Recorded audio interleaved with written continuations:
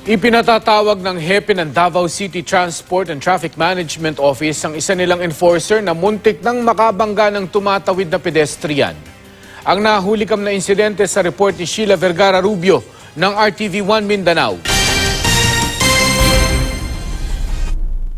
Sa dashcam video na ito na ipinost sa social media nitong Lunes, makikita ang mabilis na takbo ng isang motorsiklo sa Davao City. Nang kumaliwa ito, halos nabundol na ng motor ang lalaki na nooy tumatawid sa pedestrian lane. Huminto pa sa pedestrian lane ang rider. Sinundan ng tingin ang pedestrian at maya-maya'y umalis. Ang rider na kinilalang si Eddie Malagom, tauhan pala ng Davao City Transport and Traffic Management Office o CTTMO. Ipinatawag na siya ng hepe ng tanggapan. Mo bitaw pa-explain na ko siya kung anong ingato ang kakasog ang imong kuan nga wala man kamuyel